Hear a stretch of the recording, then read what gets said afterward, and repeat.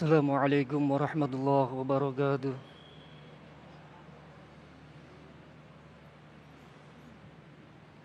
A'udzu billahi minasy syaithanir rajim.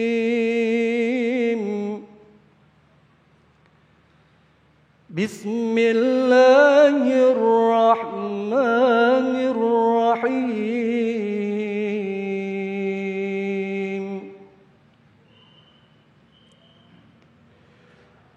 قد خسر الذين قتلوا أولادهم سفها بغير علم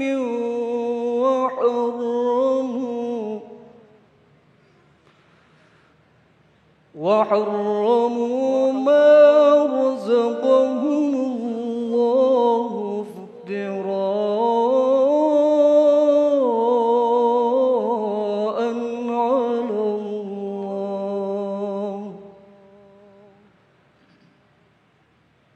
قد ضلوا وما كانوا مهتدين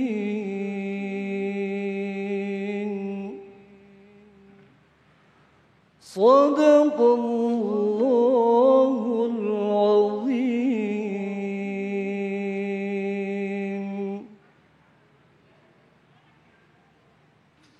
Assalamualaikum warahmatullahi wabarakatuh. Alhamdulillahirabbil alamin. Allahumma shalli ala sayyidina Muhammad wa ala ali sayyidina Muhammad. Segala puji bagi Allah yang kembali mempertemukan kita dalam majelis ilmu damai nusaku yang kali ini disiarkan secara langsung dari Masjid Jami Ar-Rahmah Bekasi Utara. Pemirsa yang dirahmati Allah, alhamdulillah telah hadir bersama kita guru-guru yang kita cintai yang akan berbagi ilmu kepada kita, Bunda Yati Priyati dan Ustazah Syifa. Kita akan mengangkat tema yang sangat menarik sekali berkaitan dengan anakmu adalah kunci surgamu. Kita tahu bahwa surga memiliki banyak pintu, surga pula memiliki banyak kunci. Di antaranya salah satunya adalah keturunan-keturunan kita. Bagaimanakah penjelasannya? Ikuti terus Damai Nusaku, dan untuk itu seperti biasa bagi Anda untuk memperdalam tema kita, seperti biasa kami undang Anda untuk mengirimkan pertanyaan-pertanyaan melalui Instagram di @damai_tv1 dengan hashtag anakmu kunci surgamu. Inilah Damai Indonesiaku yang dipersembahkan oleh Sarung Wadimor, tentu sarung kita. Silakan Ustaz. A'udzu billahi minasyaitonir rajim. Bismillahirrahmanirrahim. Assalamualaikum warahmatullahi taala wabarakatuh. Alhamdulillah alladzi khalaqal insana li'ibadatihi wa amruhum bitauhidihi wa ta'atih. Allahumma salli ala Sayyidina Muhammad wa ala alihi Sayyidina Muhammad. Rabbi srahli sadri wa yassirli amri wahlul uqdatam min lisani yafqahu qawli, amma ba'd. Ibu-ibu jamaah Masjid Al-Barkah, bapak-bapaknya juga yang hadir, Al-Barokah, Ar-Rahmah, Masya Allah salah sebut ini. Ada Mas Agung juga, Bunda Yati dan para guru-guru yang ada di rumah. Mohon maaf ya Bu ya, serimpet dikit. Masjid Ar-Rahmah, Masya Allah. Ini kalau dilihat dari wajah-wajahnya penuh kasih sayang semuanya. Karena nama masjidnya saja Ar-Rahmah. Mudah-mudahan ibu-ibu bapak-bapak yang hadir dan jamaah Damai Indonesia TV One yang ada di rumah sehat walafiat. Amin ya Rabbal Alamin. Islam itu adalah al-Islam dinul maslahah. Islam adalah agama yang sangat menjunjung tinggi kemaslahatan. Nah, salah satu cara untuk mencapai kemaslahatan adalah dengan cara pernikahan. Ibu yang hadir sudah nikah semua? Bapak-bapak sudah nikah? Sudah, mau nambah katanya. Salah satu kemaslahatan dalam agama adalah dengan jalan pernikahan. Ini disebutkan dalam kitab Al-Mabsut. Imam As-Sarkhasi mengatakan, summa yata'allaku bihadzal aqdi anwa'un minal masalihi diniyati wa dunyawiyati. Akad pernikahan itu mencakup banyak kemaslahatan di dalamnya. Apa saja kemaslahatan dalam pernikahan? Pertama adalah hifzun nisa wal qiyamu alaihinna, menjaga perempuan, menghormati perempuan, mengangkat harta dan martabat perempuan. Maka di sini Islam menjunjung tinggi kaum wanita dengan pernikahan. Ibu-ibu, kalau dulu kita tidak sama sekali dimuliakan oleh agama sebelum Islam, maka sekarang Islam memuliakan kita. Melahirkan, menyusui, ngurus anak, pahalanya jihad. Taat sama suami, masuk surga dari pintu manapun. Jadi madrasatul ula yang sukses, mencetak generasi peradaban-peradaban yang solih dan solihah insya Allah. Jadi maslahatnya perempuan dihargai dari pernikahan. Yang kedua, siyanatun nafsi minaz zina. Diri kita dilindungi dari zina. Bapak, Pak, kalau sudah punya istri datang ke yang halal itu jadi sodakoh kata Rasulullah. Mendekati istri, merayu istri, nilainya jadi pahala. Jadi salah satu kemaslahatannya menjaga diri dari perbuatan zina. Dan maslahat yang ketiga dalam Islam adalah taksiru ibadillahi ta'ala wa ummati Rasulillah sallallahu alaihi wasallam. Dalam pernikahan itu adalah salah satu cara memperoleh keturunan. Dan Rasul bangga kalau umatnya punya keturunan yang banyak.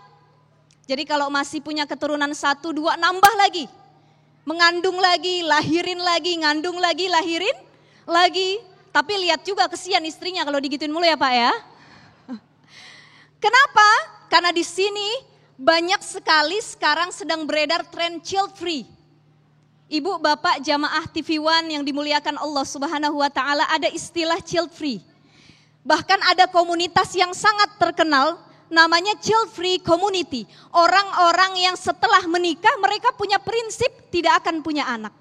Jadi kita kalau ngelihat orang abis nikah belum punya anak jangan langsung dikatain. Bisa jadi dia pengen punya anak tapi belum Allah kasih. Masalah anak, jodoh, rizki itu adalah mutlak milik Allah Subhanahu wa ta'ala. Kadang-kadang ketemu saudara, ketemu tetangga belum hamil. Udah nikah 5 tahun belum hamil juga. Isi dong. Menyakiti hati atau tidak? Menyakiti. Nanti kalau ketemu lagi yang begitu, kalau kita ditanya jodoh, ditanya anak, kita jawab lagi, kapan meninggal?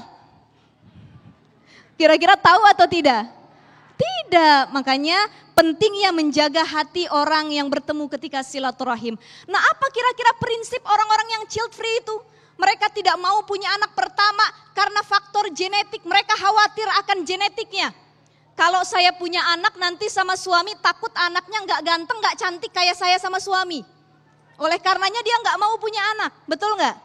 Nih ibu-ibu sering begini Pak, kata ibu-ibu bilang, ya Allah 9 bulan mengandung, yang nyusuin saya, yang ngebesarin saya, mukanya mirip bapaknya. Masih mending daripada mirip bapak orang lain ya Bu. Apalagi mirip muka tetangga. Kan bingung ini anak siapa jadinya gitu kan. Jadi pertama mereka takut punya anak karena takut genetiknya tidak sesuai dengan mereka. Yang kedua adalah faktor finansial.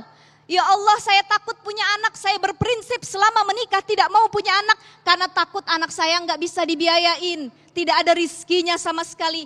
Padahal Allah telah menjanjikan dalam Al-Quran, وَمَنْ يَتَّقِ اللَّهَ يَجْعَلْ لَهُ مَخْرَجًا وَيَرْزُقُهُ مِنْ حَيْثُ لَا يَحْتَسِبُ. Kata Allah, siapa yang bertakwa kepada Allah dibuka rizkinya dari jalur manapun, pintu manapun, selama dia masih bertakwa kepada Allah Subhanahu wa ta'ala. Yang ketiga, orang-orang yang tidak mau memiliki anak ini punya prinsip karena anak ini sesuatu yang memusingkan. Itu lebih kembali kepada orang tua, mentalnya belum siap.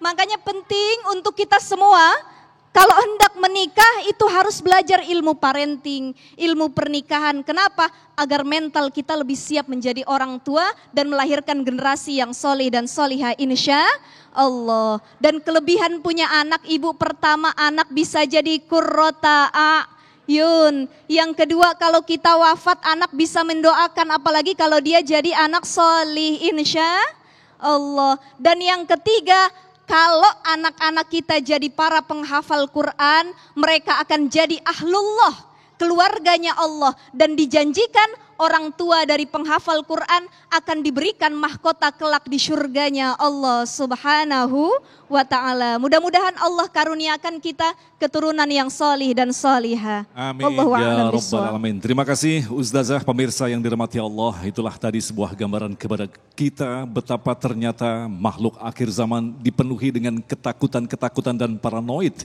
Bisa-bisa hidupnya tidak beruntung ketika dia mendapatkan anak.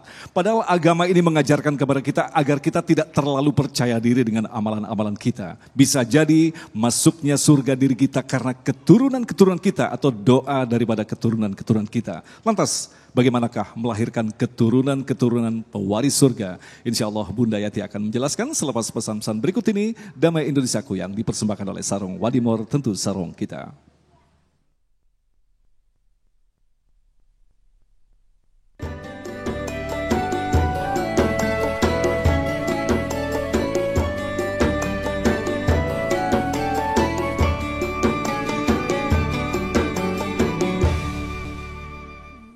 Terima kasih, pemirsa, Anda masih bersama kami Damai Indonesiaku yang mengangkat tema tentang anakmu adalah kunci surgamu. Seperti yang dijelaskan tadi, sebagian orang tidak menginginkan kelahiran anak, tetapi ketika Allah menganugerahkan keturunan kepada kita, bukanlah pekerjaan yang sangat ringan untuk bisa menjadikan mereka para pewaris surga. Lantas bagaimanakah menciptakan anak-anak para pewaris surga? Bunda Yati, silakan. Baik, makasih Mas Agung. Bismillahirrahmanirrahim. Assalamualaikum warahmatullahi wabarakatuh.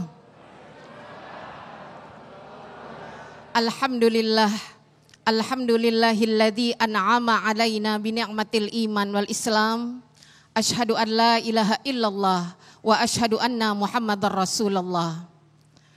Pemirsa TV One yang dirahmati Allah Subhanahu wa taala, kajian Damai Indonesiaku. Dan ibu-ibu dan bapak-bapak jamaah Masjid Ar-Rahmah. Saya kira hari ini saya akan bicara dengan kaum ibu. Ternyata alhamdulillah ada bapaknya anak-anak, Bu. Insya Allah tidak ada beban di antara kita. Karena biasanya ketika terjadi masalah dengan anak, pasti Bu, banyak kita kayaknya salahnya. Betul Bu? Oh ternyata sama, dari Bekasi sampai ke Babelan. Deket ya. Hari ini kita akan bicara tentang masalah anak, diawali dengan uraian guru kita tadi, Ustazah Syifa Nur Fadilah. Hari ini, ibu yang dirahmati Allah, anak-anak kita itu adalah investasi kita. Berbagai macam investasi kita dambakan supaya kita memperoleh keamanan dan kenyamanan. Begitu banyak orang-orang yang mendamba anak, tapi di sisi lain banyak orang-orang yang enggan punya anak. Tadi Ustazah Syifa sudah mengabarkan, sebetulnya perkara anak antara problem ingin memiliki dengan yang sudah memiliki tapi enggan untuk menyampaikan amanah itu sudah terjadi sebelum masa Rasul Shallallahu Alaihi Wasallam. Dan ketika kita di era milenial ini, ibu yang dirahmati Allah, tantangan kita Bapak sebagai orang tua luar biasa. Saya sering mengatakan Bu, zaman dulu kita dipelototin aja sama Bapak takut, betul. Anak sekarang dipelototin sama Bapak, apa balasannya? Melotot lagi dia. Ini sebuah usaha bagaimana kita memiliki kekuatan ilmu, karenanya apa? Jadi orang tua tidak pernah berhenti untuk belajar. Makanya ayahnya ngaji di masjid, di majelis taklim, sama ibunya pun demikian. Kenapa? Karena proses belajar itu sepanjang hidup Bapak Ibu yang dirahmati Allah. Urusan anak itu bukan hanya urusan kita di dunia. Anak ketika bagus Bu, naik panggung nih Bu. Anaknya hafal Quran. A'udzubillahi minasyaitonirrajim. Tadi Kori membaca. Wah, yang pertama bagel dada duluan siapa Bu? Bapaknya, padahal kita yang neren sampai kesakitan. Tapi kalau anak bikin masalah, ibu dikatakan, "Mah, kemana aja kamu mah?" Loh, ada di rumah. Kenapa anakmu jadi seperti ini? Kenapa juga bapak nyalain saya? Kan bapak juga bapaknya, tapi kan bapak cari nafkah. Masya Allah Bapak. Memang betul hidup di dunia ini kita tidak akan pernah lepas dari materi. Tapi materi bukanlah segala-galanya. Fasilitas yang kita berikan kepada anak kita, kata Ibnul Qayyim Az-Zauziyah, hati-hati sebenarnya kamu bukan memberi kesenangan dunia, tapi sebenarnya kamu sedang memberi bara api neraka. Masya Allah Bu. Makanya kita sering nangis kalau malam. Saya mah jujur Bu, jujur sekarang doanya banyakan kepada anak daripada kepada suami. Biarin suami udah gede, udah jenggotan. Kalau anak kenapa Rabbi habli minas solihin. Ya Allah berikan aku anak yang soleh. Betul Bu? Nangis kata suaminya, mak nangis kenapa? Takut bapak kawin lagi. Sabar teuing. Ini anak-anak kita Pak. Masya Allah. Begitu panggilan azan Allahu Akbar, Allahu Akbar. Bapaknya nih udah ada sorman di bahu, udah ada pici, anak mah masih cuek. Ayo sholat, ayo sholat. Tapi anak betapa susahnya, dia udah pewe Bu, pewe dengan apa? Dengan gadgetnya. Maka yang pertama ibu bapak yang dirahmati Allah, saya sering berkata, ayo kita ikuti dunia mereka, jangan jadi orang tua yang gaptek. Pahami bagaimana polemik yang sedang mereka hadapi. Memang kita orang tua era kolonial, tapi mereka orang milenial, tapi masih bisalah kita beradaptasi dengan mereka. Rasul Shallallahu Alaihi Wasallam mengajarkan kepada kita, muru auladakum bis-shalah, ajarkan anakmu tentang sholat dari masih umur 7 tahun, 10 tahun agak tegas sedikit Pak. Nanti kalau udah remaja agak galak sedikit Pak. Kenapa? Karena sholat nanti ketika kita ditanya oleh Allah, ya Allah emang enak di surga sendirian Bu? Enggak. Punya anak 5, pengennya 5-5-nya masuk surga, betul. Punya anak 1 ya, atu-atunya juga pengen dibawa ke surga. Karenanya jadilah orang tua yang tidak pernah berhenti belajar. Yang kedua Bapak Ibu yang dirahmati Allah, ini kita menjadi landasan utama. Para salafus saleh, para guru kita mengajarkan apa? Modal pertama, didiklah agama anak-anakmu. Bahkan Pak, dari milih pasangan, Pak, walaupun memang punya bini cantik itu membanggakan, gak malu-maluin dibawa kondangan. Tapi buat apa kalau cuma modal cantik doang, mana biayanya mahal. Aduh, disuruh sholat susah. Perempuan yang lain pada ngaji, bini kita mau main gadget mulu. Kira-kira Pak, makan hati kagak bini kayak begitu? Mah, kalau mama enggak mau ngaji, enggak mau ke majelis taklim, papa tukar tambah. Bukan cuma nambah Bu, tapi ditukar. Kalau nambah masih mendingan Bu lah, kagak apa-apa. Tapi tukar tambah, ancaman bikin ibu takut. Begitu suaminya udah lupa lagi. Tapi ketika kesalehan itu atas dasar kesadaran kita sebagai seorang ibu yang menjadi madrasah utama. Ya Allah Bu, ini ngomongin anak kita emang paling dekat sama kita Bu. Yang punya rahim siapa Bu? Kita. Perempuan itu punya rahim, ini namanya Masjid Ar-Rahmah. Perempuan yang hadir punya rahim. Kita tentang kasih sayang Ibu. Bu, semua perempuan punya rahim kecuali perempuan jadi-jadian. Biar kata bibirnya dibikin seksi, hidungnya dibikin mancung Ibu. Tapi Bu, kalau dia perempuan jadi-jadian, enggak bisa punya rahim. Rahim melambangkan apa? Nama Allah Subhanahu wa Ta'ala. Kenapa? Karena ini adalah buah cinta dan kasih sayang. Dibawa-bawa Bu, makanya letaknya rahim itu di mana Pak? Bapak tahu kagak? Kagak dia. Saya mau kasih tahu Ibu aja. Letak rahim di antara 2 panggul yang kokoh Bu. 9 bulan dibawa-bawa, ngaji dibawa, kondangan dibawa, ke kamar mandi dibawa. Coba Bapak kuat kagak Bu? Belum lagi kalau anaknya kembar, Masya Allah miring salah, tengkurap salah, celentang ngap. Ya Allah Pak, semua kita datang dari rahim. Karena rahim kita diberikan cinta oleh Allah Subhanahu wa Ta'ala. Maka jangan pernah mengkhianati yang memiliki rahman dan rahim. Dan jangan pernah menyakiti pemilik rahim yaitu ibunda. Dan jangan pernah yang nitipin barangnya di rahim lupa untuk mendidiknya. Luar biasa sekali Bunda. Terima kasih Bunda. Itulah tadi pemirsa yang dirahmati Allah, paparan dari guru-guru kita. Sebuah mukadimah yang insya Allah nanti sebagai pengantar kita untuk lebih dalam lagi mendiskusikan permasalahan-permasalahan yang berkisar tentang keluarga. Kemudian kenakalan anak-anak kita yang lahir di era teknologi. Kami yakin pasti banyak curhatan-curhatan ataupun pertanyaan-pertanyaan. Insya Allah kita akan jawab selepas pesan-pesan berikut ini. Tetaplah bersama kami, Damai Indonesiaku.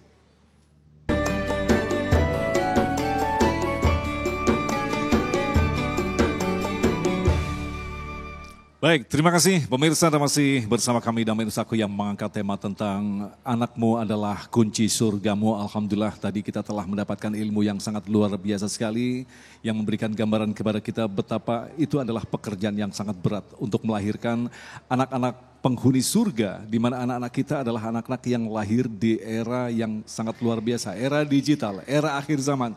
Tapi insya Allah jawaban-jawaban yang akan diberikan oleh guru-guru kita ini akan semakin memantapkan kita bahwa kita bisa melahirkan anak-anak yang soleh dan solehah.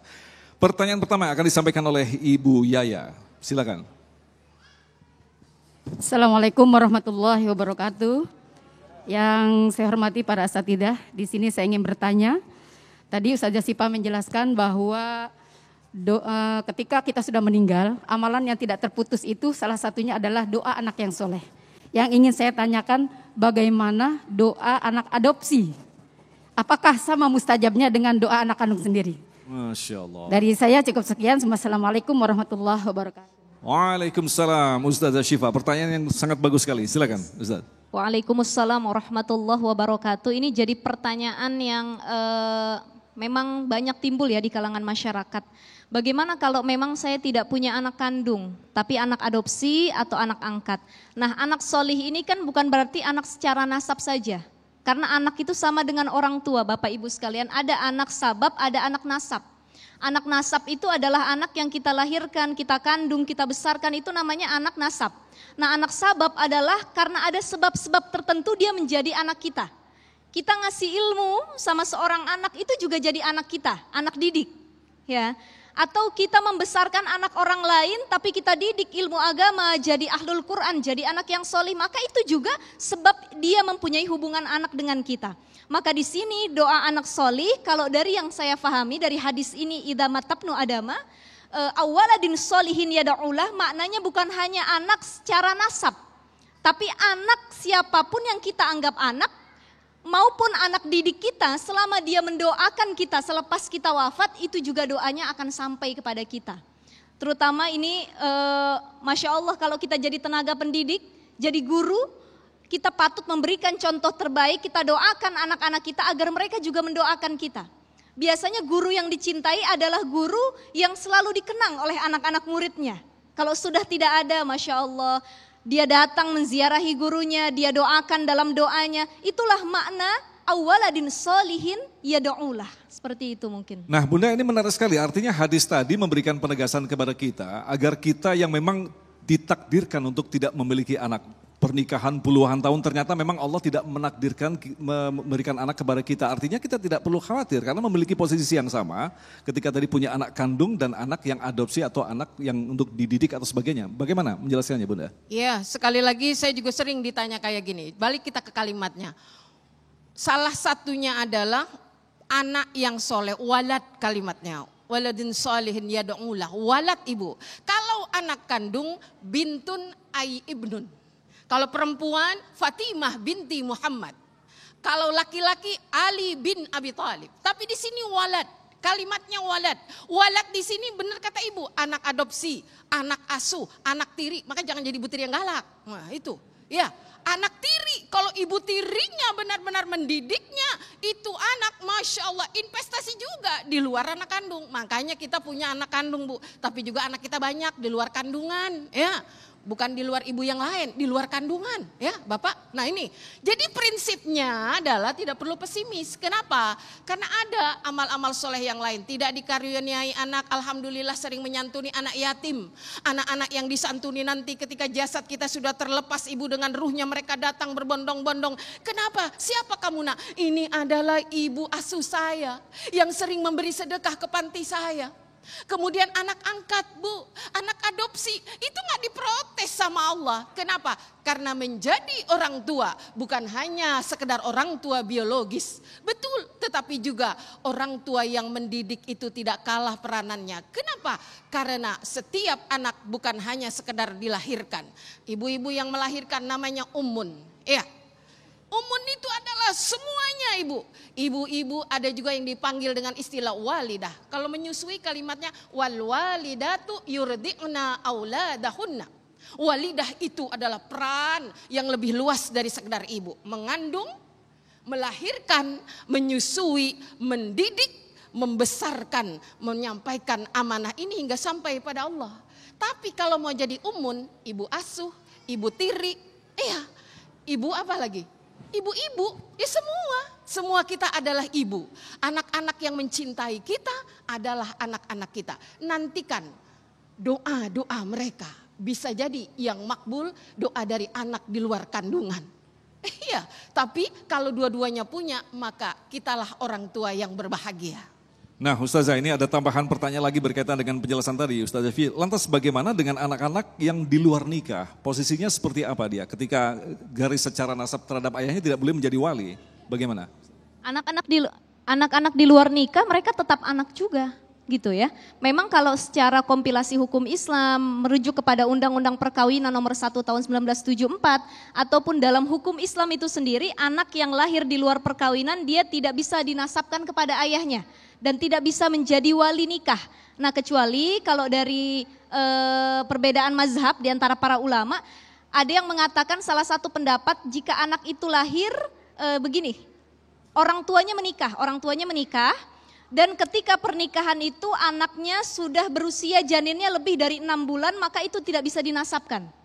Tapi kalau anaknya belum melebihi 6 bulan, maka anaknya masih bisa dinasabkan kepada ayahnya, terlebih kalau ibunya menikah dengan ayahnya yang menghamilinya, mohon maaf ya. Nah bagaimana, apakah status anak ini kalau dia berdoa kepada orang tua diterima doanya? Iya, pasti diterima, apalagi doanya kebaikan dan darah daging dia sendiri. Tadi Bunda Yati sudah menjelaskan kepada kita semua, bahwa anak itu kan bukan hanya anak dari dalam kandungan, tapi luar kandungan juga doanya makbul insya Allah. Apalagi anak yang dikandung oleh kita sendiri walaupun dalam status perkawinan tidak sah selama mengandungnya.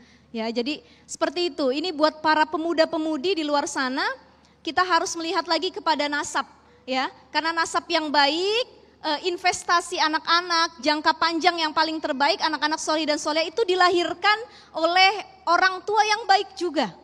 Madrasah yang terbaik, kepala sekolah yang terbaik, pendidik yang terbaik, insya Allah anak-anaknya juga tumbuh dan lahir menjadi anak-anak yang baik. Jadi tidak ada masalah walaupun anak itu lahir di luar nikah. Baik, terima kasih. Selanjutnya kita persilakan kepada Ibu Lilis. Assalamualaikum warahmatullahi wabarakatuh. Nama saya Ibu Lilis, saya bertanya kepada Ustazah Syifa. Dalam sebuah syair dikatakan Al-Ummu Madrasatul Ula, yang artinya ibu adalah pendidik pertama dalam rumah tangga. Pertanyaan saya, adakah kiat-kiat khusus ya untuk anak-anak yang sedang mengalami pubertas? Sekian pertanyaan dari saya, kurang lebihnya saya mohon maaf. Wassalamualaikum warahmatullahi wabarakatuh. Diperjelas lagi yang terakhir tadi apa? Pertanyaannya apakah mungkin dibuka ini maskernya. Mengalami pubertas ya? Mengalami pubertas ya? Iya, iya. Sudah jelas Waalaikumsalam. Ustazah Syifa. Ya, baik Mas Agung. Izin Bunda Yati. Waalaikumsalam warahmatullahi wabarakatuh. Mendidik anak ini seperti menggembala kawanan domba di tengah serigala. Susah, ribet sekali ya. Maka tadi syairnya itu benar sekali. Al-ummu madrasatul ula, idza a'dadtaha a'dadat sya'ban thayyibal a'raq. Jadi ibu itu adalah sekolah pertama. Kalau engkau didik, murid didik kamu itu dengan baik, maka mereka akan menjadi generasi peradaban yang baik juga.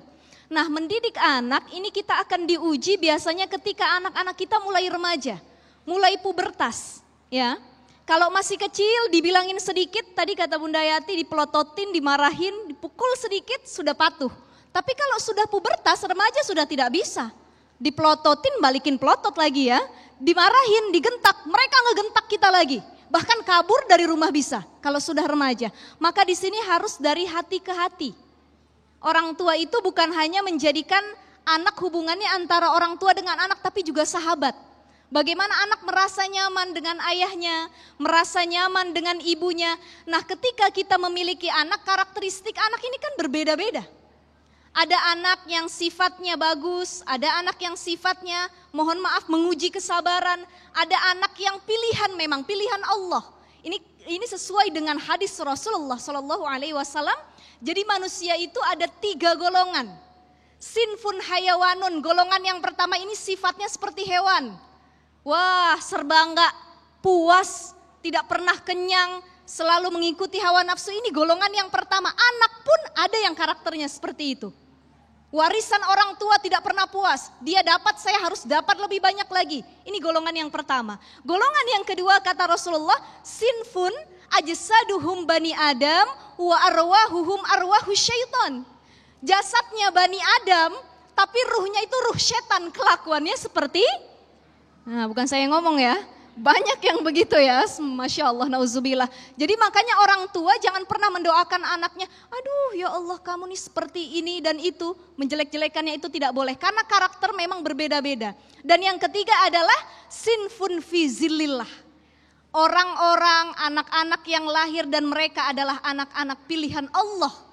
Anak-anak yang memang dicintai oleh Allah. Dari kecil gak pernah nyusahin orang tua. Dari kecil gak pernah ngeberatin orang tua. Dari kecil membanggakan orang tua. Inilah anak yang karakternya fi zillillah. Mudah-mudahan Allah sabarkan kita untuk mendidik anak-anak kita semua. Nah, Bunda masih ada waktu sedikit. Artinya tadi ketiga sifat itu kan berarti mungkin bisa dikatakan tidak sesuai dengan fitrah. Padahal fitrah kan dipahami sesuatu yang bersifat umum begitu. Bahwa semua orang terlahir itu suci. Lantas bagaimanakah 3 golongan anak tadi Bunda? Kita akan jawab Bunda selepas pesan-pesan berikut ini. Tetaplah bersama kami Damai Indonesiaku.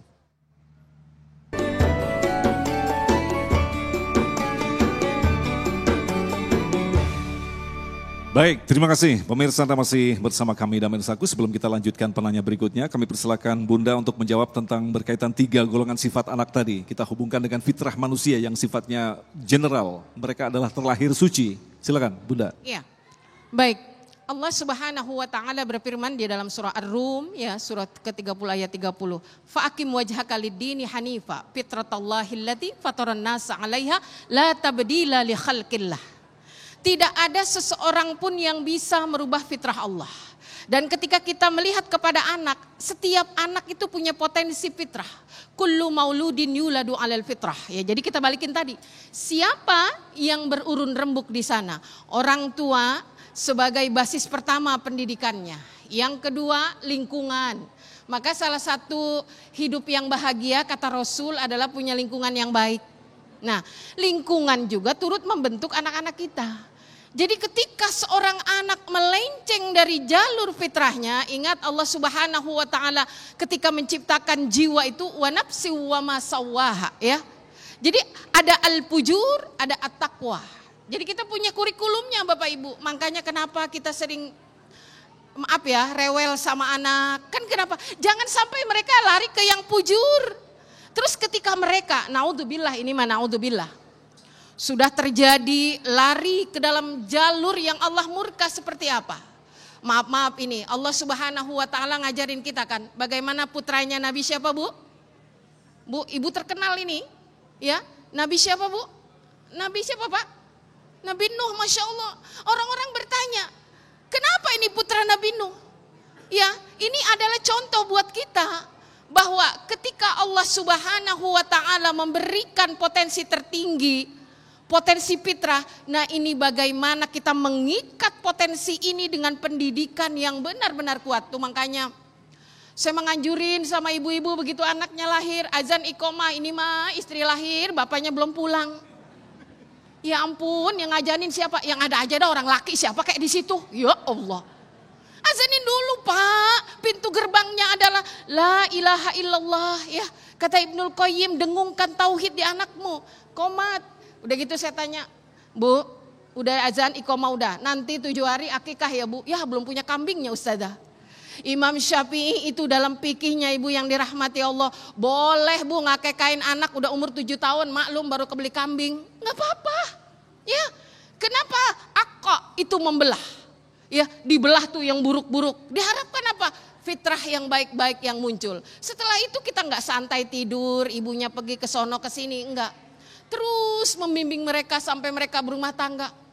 Kadang-kadang Pan udah punya rumah tangga juga sama ya Pak ya. Kita masih nasehatin, nah kalau model lu kayak begini imam, bagaimana bini lu sama anak lu, kan kayak gitu. Kita masih memberikan pengajaran, kenapa? Karena sesungguhnya antara kebajikan dengan keburukan selalu ada dalam diri manusia. Ingat, jangan nyalain setan mulu, kesian setannya. Bahwa potensi itu juga ada hawa nafsu, ya. Ini giliran, abang, kenapa ngelirik-lirik istri orang? Maaf mah hilap digoda setan. Ayo mah. Kata setan mah begini, atuh punten bapak maaf saya mah teu suka wadon. Setan disalahin. Padahal matanya saja ya Bu ya. Ibu-ibu juga kayak gitu. Jangan selalu kita melibatkan urusan ini kepada masalah-masalah yang di luar diri kita. Jangan sampai anak-anak kita ikut hawa nafsu yang jelek, yang buruk. Ibunya berdoa, makanya saya sering ngabarin nih. Allah beri hadiah paket surga paket. Ibu udah tahu? Udah di Sherlock belum? Oh, saya Sherlock sekarang. Bapak kabarin nih nanti ya surga kita ketemu nih. Terus Bapak jangan salah masuk. Di mana? Buka surah Ar-Ra'd ayat 23. Itu alamat surga sekeluarga. Ya, nanti Sherlock sama anaknya, Bapak di sini. Begitu mana ya? Bapak mana? Jangan salah masuk surga. Karena kita mendambakan apa? Jannatu 'adn. Ya, wa man sholaha min abaihim, nenek moyangnya soleh. Wa azwajihim, keturunannya pasangannya soleh. Wa dzurriyyatihim, semuanya eksklusif masuk surga rombongan. Insyaallah.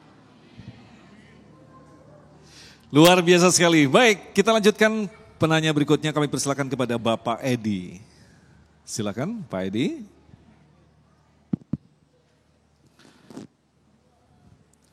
Bismillahirrahmanirrahim. Assalamualaikum warahmatullahi wabarakatuh. Nama saya Edi Sugandi dan juga selaku Ketua RW 04 Kelurahan Teluk Pucung. Di setiap pernikahan tentunya para bapak ibu sekalian ingin mempunyai anak soleh dan soleha.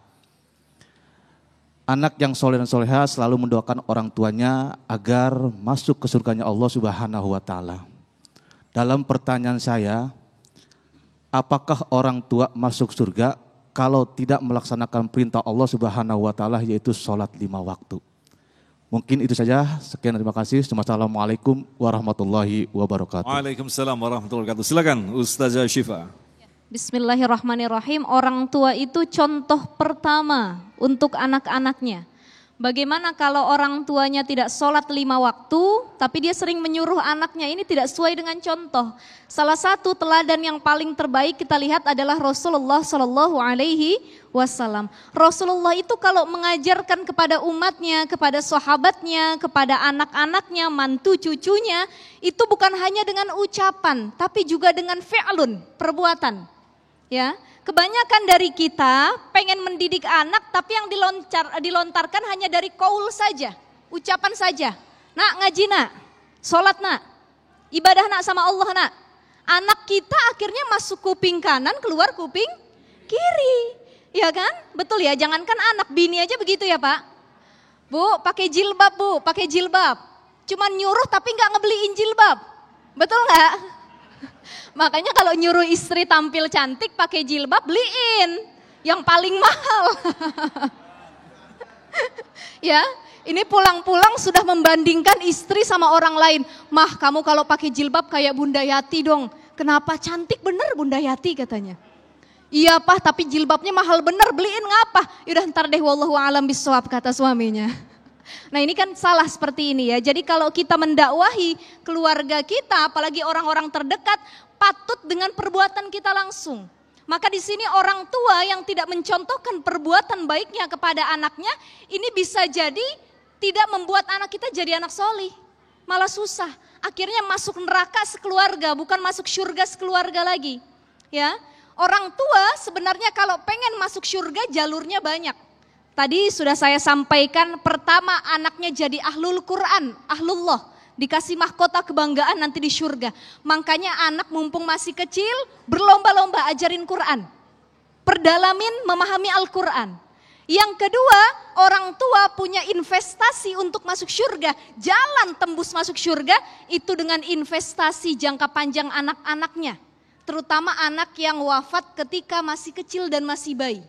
Jadi buat ibu-ibu di rumah, buat orang tua, ayahanda, ibunda semua, kalau kita diuji oleh Allah dengan kematian anak yang masih dalam kandungan, anak yang masih baru lahir atau masih kecil, itu kita harus terima lapang dada walaupun berat. Kenapa? Karena balasan Allah itu surga, anaknya sudah menunggu di pintu surga. Ketika ditanya oleh para malaikat, nak kenapa kamu gak masuk-masuk ke dalam surga? Apa jawaban anak ini? Saya lagi nunggu orang tua saya. Jadi jangan sedih, insya Allah itu investasi nanti untuk masuk surga. Ya, jadi orang tua bagaimanapun kita berikan contoh terbaik yaitu contoh dari rumah keseharian kepada anak-anak kita. Wallahu Baik, terima kasih Ustazah, Bunda. Insya Allah masih ada pertanyaan lagi yang kita akan jawab selepas pesan-pesan berikut ini. Tetaplah bersama kami Damai Indonesiaku.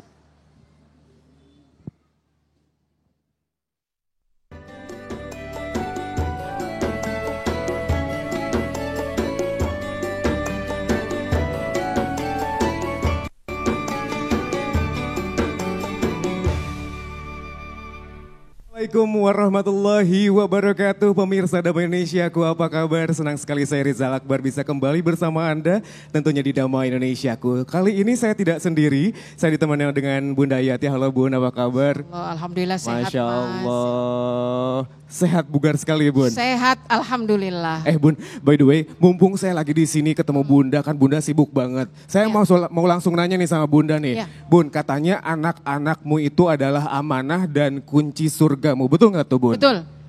Memang betul. Allah Subhanahu wa taala, Rasul sallallahu alaihi wasallam ini memberikan amanah luar biasa ya buat kita, itu berupa anak, dan mereka adalah investasi surga bagi kita. Insya Allah kalau kita mampu mendidiknya dengan benar.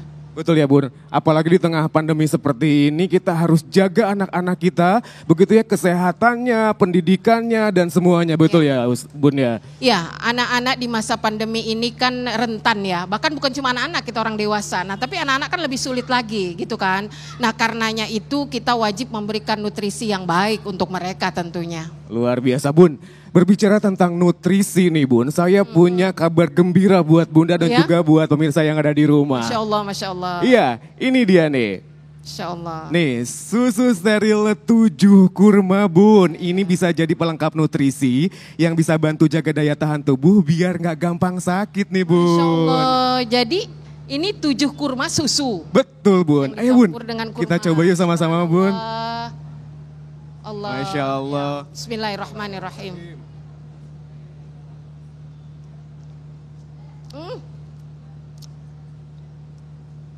Katanya 3 kali ya? Oh ya, boleh Bun. Masya Allah. Gimana Bun? Nikmat rasanya, ada rasa kurmanya. Betul sekali, jadi kita itu minum susu kurma madu ini memang enak dan gak hambar, dan anak-anak pasti suka banget tuh Bun. Ya, anak-anak pasti, karena persoalan orang tua ini kan kadang-kadang anak-anak susah ya kalau disuruh minum vitamin. Betul sekali. Jadi berharap ya dengan minum susu ini insya Allah mudah-mudahan, karena tadi Mas sudah bilang luar biasa nutrisi dan vitaminnya. Betul sekali. Pokoknya susu steril kurma madu ini udah sehat, enak, makanya nih nggak salah lagi susu steril 7 kurma ini merupakan kasta tertinggi dari susu steril. Masya Allah, jadi dengan minum ini insya Allah betul dengan sekali Bun. izin Allah ya, kita bisa mencapai kesehatan, amin. Betul sekali, dan tentunya double manfaat Bun, seperti susu steril 7 kurma ini yang punya manfaat susu steril 7 kurma. Betul kan Bun? Betul. Susu steril 7 kurma, enak, double manfaat, nggak pakai mahal.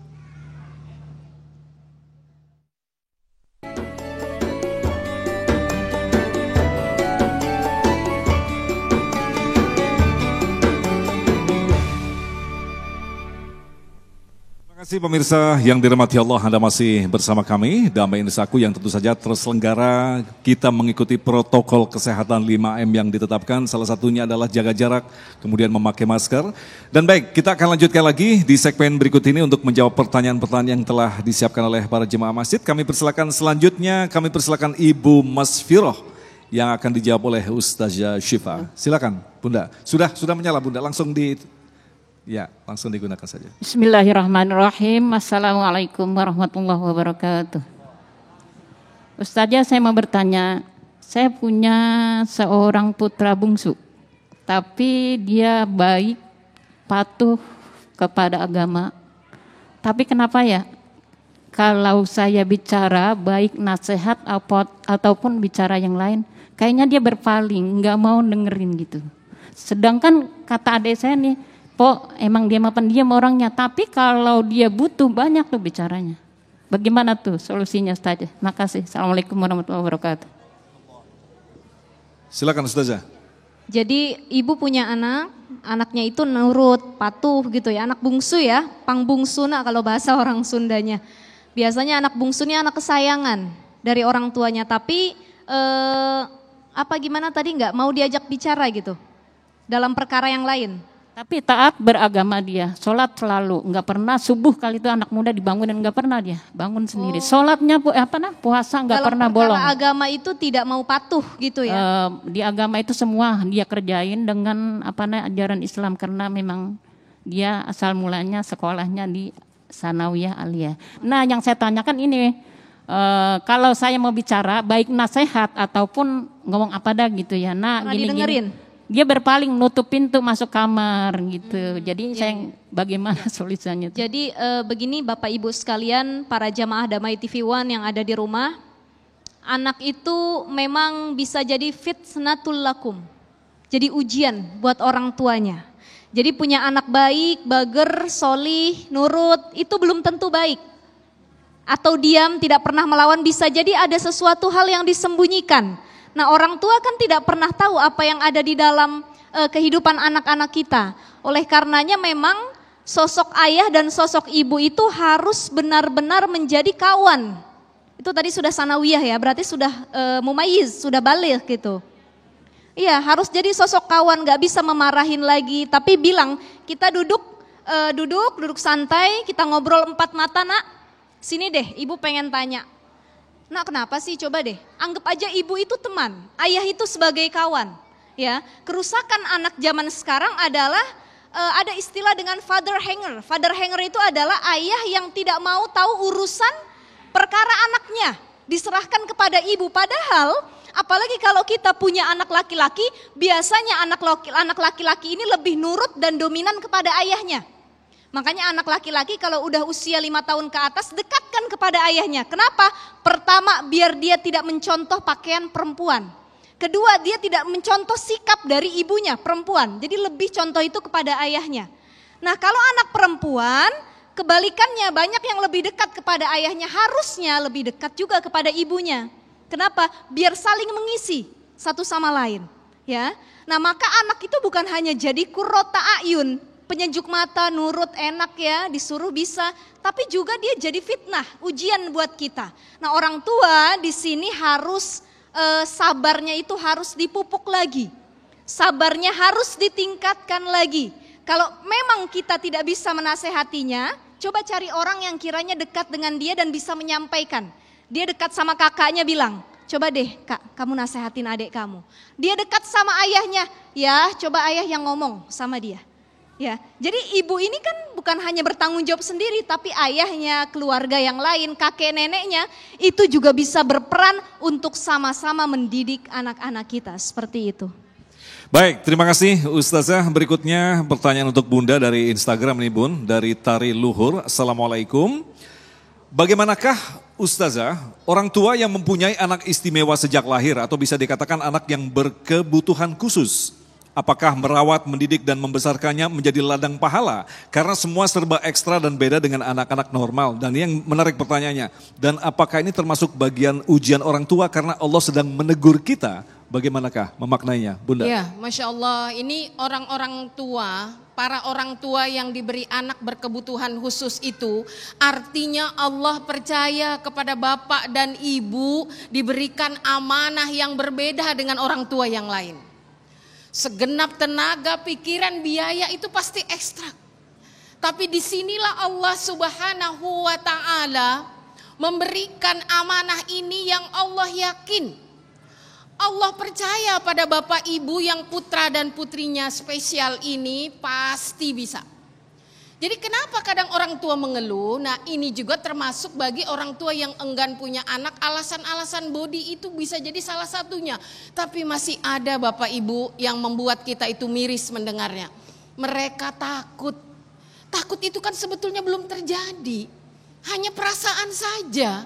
Ya termasuk ini, saya takut kenapa Allah berikan ini kepada saya. Ini ada jamaah saya bapak ibu yang dirahmati Allah.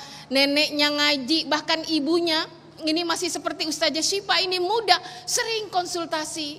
Bunda ini gimana? Ya Allah sayang, ini tandanya Allah Subhanahu wa Ta'ala percaya kepadamu. Suaminya pun ngeluh, gimana bunda biayanya gede banget, kontrolnya besar. Allah akan berikan rezeki untuk anak-anakmu. Karena setiap anak itu punya jatah rezeki dari Allah. Namun rezekinya orang tuanya duluan, baru anaknya. Ini kadang-kadang kitanya yang udah takut duluan. Ya, padahal Allah bilang la haufun alaihim, setiap ada kata-kata ketakutan la. Jangan meskipun ada, jangan sampai engkau mewujudkannya. Nah, yang berikutnya Bapak Ibu yang dirahmati Allah, anak-anak berkebutuhan khusus itu juga prestasinya nanti khusus. Dia akan menempatkan derajat orang tuanya yang mulia di sisi Allah yang maha mulia. Karena perjuangan sebagai orang tua baik ibu maupun bapak, ikhtiarnya dan doanya ini mesti lebih ekstra juga. Mengeluh hanya akan merasa capek. Kenapa? Karena mengeluh itu membuat kita menjadi lemah. Ya, mengeluh membuat kita patah semangat, tapi sandarkan semua ini pada Allah Subhanahu wa taala. Betul Mas Agung, ini adalah ujian. Kalau tadi yang dikatakan Ustazah Sipa, ujiannya apa?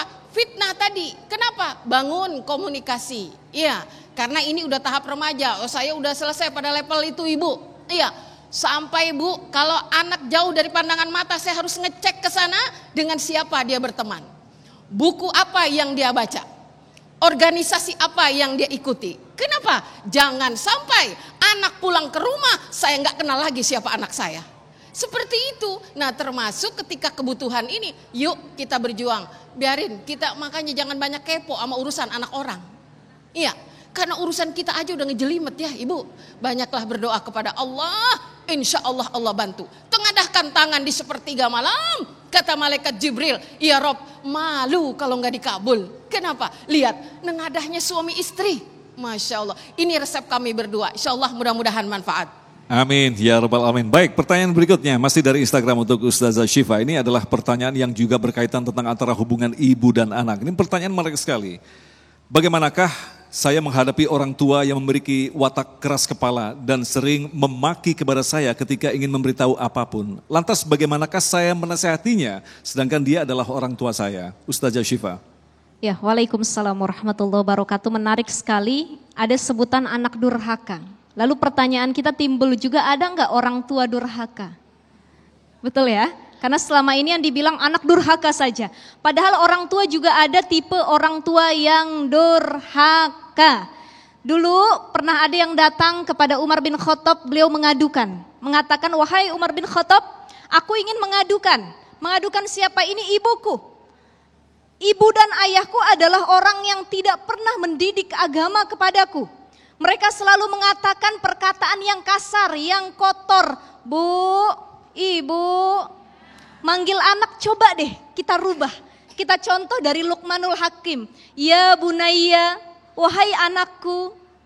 Ya bintun solihah, wahai anakku yang solihah. Si cantik mama, anak solih mama. Biasanya kalau orang Bekasi banyak yang muji-muji anaknya ya. Betul ya, anaknya digendong anak raja. Padahal bapaknya bukan raja gitu ya. Betul ya Pak ya? Ada yang dibilang anak ganteng padahal ya mohon maaf gitu ya tidak seganteng ayahnya atau bagaimana. Tapi kenapa orang tua itu mulutnya harus jadi doa? Al-kalam ad-doa. Jadi ibu, bapak diusahakan yang keluar dari mulutnya itu adalah ucapan baik kepada anak dan jadi doa buat anak-anaknya. Nah, pemuda yang datang kepada Umar bin Khattab ini mengadukan dikasih nama yang buruk. Dikasih namanya itu maknanya adalah binatang, kumbang. Ya. Kemudian lagi dididiknya tidak benar, dipanggilnya dengan panggilan yang buruk, tidak pernah diajarin sholat. Maka kata Umar bin Khattab, ini yang begini modelnya, ini adalah orang tua yang durhaka. Ya, itulah kenapa dalam Al-Quran Allah Subhanahu Wa Taala menegaskan wa'budullaha wa la tusyriku bihi syai'an wa bil walidaini Sembahlah Allah. Kenapa? Karena banyak orang yang menyekutukan Allah.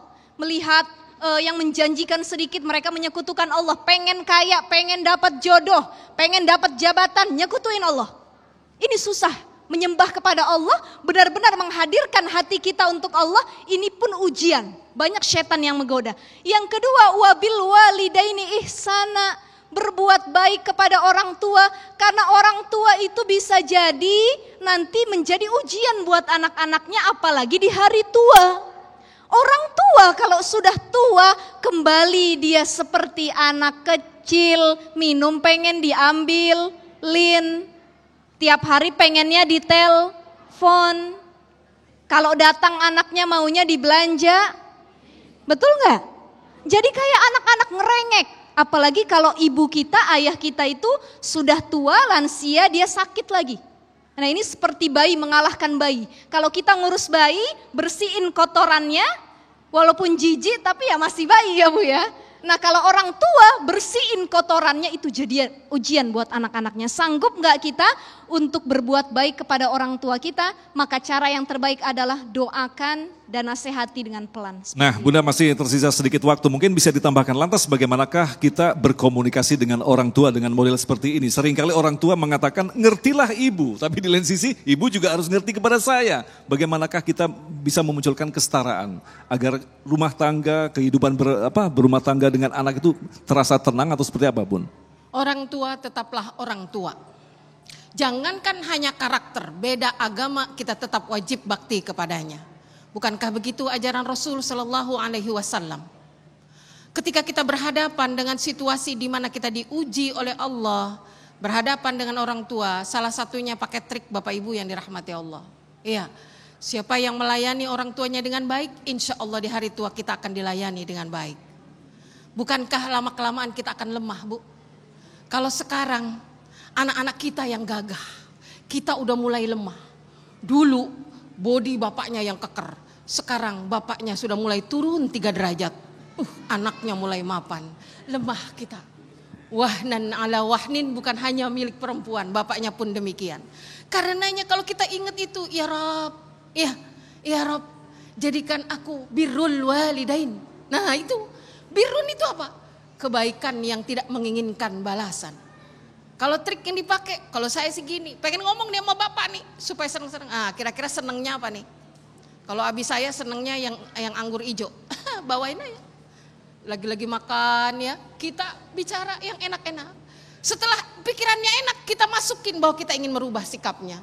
Masya Allah, jadi cintai mereka, kebaktian kepada mereka, kita akan mendapatkan cucuran rahmat dari Allah Subhanahu wa Ta'ala, insya Allah. Amin ya Rabbal Alamin. Baik, terima kasih Bunda Ustazah yang telah memberikan ilmu yang sangat luar biasa sekali. Tentu saja kehidupan ini tidaklah seindah yang kita bayangkan. Bisa jadi setiap saat akan hadir begitu banyak permasalahan yang hadir dengan berbagai rupanya. Tetapi yang jelas kita adalah orang-orang yang selalu memohon kepada Allah. Mudah-mudahan kita diberikan kesabaran, dianugerahkan kesabaran untuk menghadapi ujian-ujian yang kelak tujuan kita adalah bertemu kembali dengan keturunan-keturunan kita di surganya Allah Subhanahu wa Ta'ala. Tetaplah bersama kami, Damai Indonesiaku.